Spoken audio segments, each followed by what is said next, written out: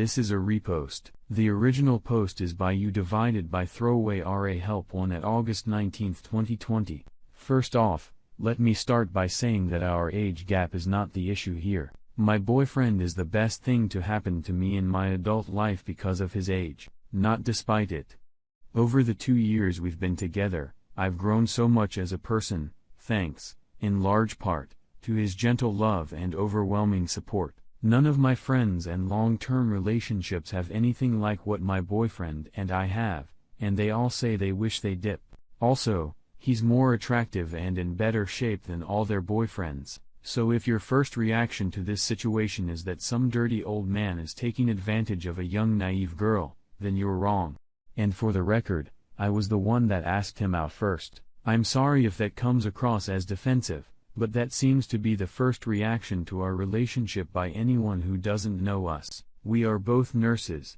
He is an administrative supervisor at my company. He trained me my first 2 weeks on the job, and we hit it off because we both love to work out and have a lot of things in common. Nothing happened then, but I just couldn't stop thinking about him. So after about a month, I stopped by his office after work and asked him out for coffee. 6 months later, I moved in with him. That first year was the best time I've ever had in a relationship. We traveled, ate out, went to shows and movies. He taught me so much about life. He would really engage with me and listen to what I had to say. He also wasn't afraid to ask me those really tough questions that made me look at situations from another perspective. He taught me how to stand up for myself and conflict resolution. The more time we spent together, the more I love him. Then lockdown happened. My boyfriend is not perfect. One major problem is he is a micromanager when it comes to work and a workaholic. As soon as lockdown started, he started working non-stop. Sometimes he would work 14 to 16 hours a day from the end of April to second week in June. He worked 36 days straight. He would come home, kiss me, work out, shower and go to bed just to get up the next morning and do it all over again. No one asks him to work like that. He just does. He says I have to be an advocate for our patients and make sure they're safe and taken care of. I got really lonely during this time. I talked to him about it, and he cut back some. He even started doing silly things like ordering cheesy decorations online, then decorating our dining room like a Chinese restaurant and ordering takeout from our favorite Chinese place so it would feel like we went out. It was fun and nice, but I was still lonely. Around this time, an old friend from high school contacted me through FB. We started talking first on IM, then we started texting. He was really there for me and showed me a lot of attention. After a while, he asked if I wanted to meet up for drinks. Outdoor bars are open here. I said yes. Since my BF wasn't home, I ended up drinking more than I usually do. Before I knew it, we were kissing. I'm not going to lie.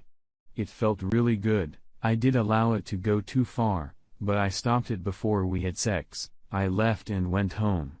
I felt awful, not because I did it, but because I did it behind my BF's back. The next day I asked my BF if we could talk. I started out by telling him how lonely I felt for these past few months and how I wanted to ask his thoughts on an open relationship. He was actually really receptive. He sat down with me and asked several questions about our relationship and how strong did I think it was. He listened as I explained that I loved him but needed attention that he can't provide right now. I wanted him, but I didn't feel like my needs were being met, and this would be an easy and safe way for me to get that attention I've been missing. He asked what brought this on, and I explained about my friend and how I wasn't interested in a relationship with him, but I would like to go out with him just for some distraction from everything going on. He sat there for several minutes, and that's when I saw the hurt in his eyes. It wasn't till that moment I realized how selfish I had been. It was like someone poured ice water over me. I had not once thought about him in this entire situation, but before I could say a word, he said, "You need to leave." I tried to talk more, but he said he was not in a place emotionally to communicate with me effectively, and that I needed to give him space. I just broke down crying. I had messed it all up and hadn't even realized it till that moment. He left after that and asked me to leave before he got back. About 2 hours later, I got a text from him saying that we need some time apart, and he didn't feel like we needed to be in a relationship right now. That was 2 days ago. I'm at my parents' house now, and I can't eat or sleep. I'm a wreck. I know I'm a dumbass and a horrible person, but please, if you have any advice on how to fix this, please help. I am literally making myself sick over this, and I have no clue what to even say to him. Comments, Veasley J. So you cheated and didn't tell him, so you brought up the prospect of an open relationship so you can sleep with your friend and have it be okay, but still keeping what happened a secret. Then when he found out you were thinking of an open relationship just so you can bang your friend, he got mad. Only part that makes sense is him getting mad. You fucked up long before that part, though. Hoop, in that moment with my friend, I swear I didn't see it as cheating. I really did think that what I was doing was right until I saw the look in my BF's eyes and realized I hadn't thought about my BF or his feelings once the entire time I had been talking to my friend. I'm disgusted with myself. Is there any way to approach this with my BF to help him forgive me? Cot 59.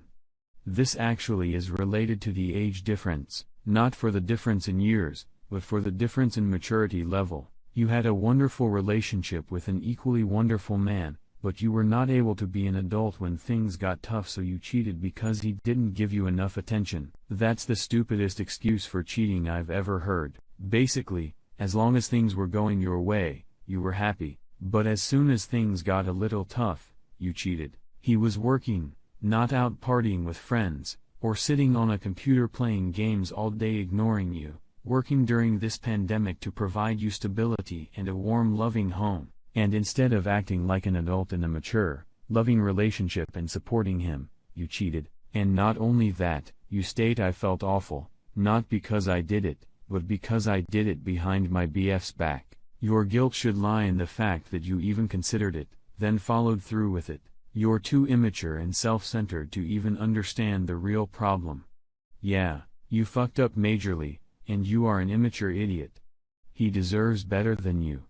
Learn from this. Try to really look at this and figure out why you're so self-centered and to understand exactly what it means to commit yourself to one person, one relationship, but for goodness sake, leave him alone.